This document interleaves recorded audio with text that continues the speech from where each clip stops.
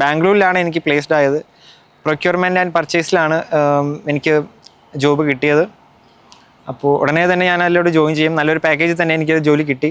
അവിടെ നിന്ന് എനിക്ക് ഒത്തിരി കാര്യങ്ങൾ പഠിക്കാൻ പറ്റും, നല്ലൊരു എക്സ്പീരിയൻസ് എടുക്കാൻ പറ്റുമെന്ന് തന്നെയാണ് ഞാൻ വിശ്വസിക്കുന്നത്. അപ്പോൾ ഏറ്റവും കൂടുതൽ ജോബ് ഓപ്പർച്യൂണിറ്റീസ് ഉള്ള ഫീൽഡ് ഏതാണെന്ന് ഞാനിങ്ങനെ സെർച്ച് ചെയ്തുകൊണ്ടിരിക്കുമായിരുന്നു. അപ്പോഴാണ് എനിക്ക് ലോജിസ്റ്റിക്സ് ഫീൽഡിനെ പറ്റി അറിയാൻ പറ്റിയത്. അപ്പോൾ അതിൽ തന്നെ ഒരു ഓൾറെഡി ഡിഗ്രി ഉള്ളതുകൊണ്ട് തന്നെ ഒരു PG ചെയ്യണമെന്ന് തോന്നി. ഏതാണ് നല്ല ഇൻസ്റ്റിറ്റ്യൂഷൻ എന്ന് ഞാനിങ്ങനെ ബ്രൗസ് ചെയ്തിരിക്കുമായിരുന്നു. അപ്പോൾ എൻ്റെ അച്ഛനാണ് ട്യൂം ഹബിനെ പറ്റി എനിക്ക് സജസ്റ്റ് ചെയ്തത്. അദ്ദേഹം ഒരു ആഡ് കണ്ടിട്ടായിരുന്നു എനിക്ക് അതിനെപ്പറ്റി എന്നോട് പറഞ്ഞത്. ട്യൂം ഹബിൻ്റെ ഒരു എക്സ്പീരിയൻസ് എന്ന് പറഞ്ഞു കഴിഞ്ഞാൽ ഞാൻ ലൈഫിൽ ചൂസ് ചെയ്തതിൽ തന്നെ ഏറ്റവും ബെറ്റർ ആയിട്ടുള്ളൊരു ഡിസിഷനാണെന്ന് എനിക്ക് പലപ്പോഴും തോന്നാറുണ്ട്. കാരണം ഈ ഒരു അറ്റ്മോസ്ഫിയറിൽ എനിക്ക് പഠിക്കാൻ പറ്റിയത് ഭയങ്കര സന്തോഷമായിട്ടുള്ളൊരു കാര്യമാണ്, വലിയൊരു ഭാഗ്യമാണ്. കാരണം എല്ലാ ടീമുകാരുമായിട്ടും ഞാൻ ഭയങ്കരമായിട്ട് മിങ്കിളാണ്.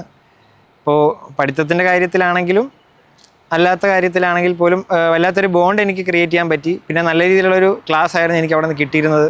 ഭയങ്കര ഡീറ്റെയിൽഡ് ആയിട്ടുള്ള ക്ലാസ്സുകളായിരുന്നു.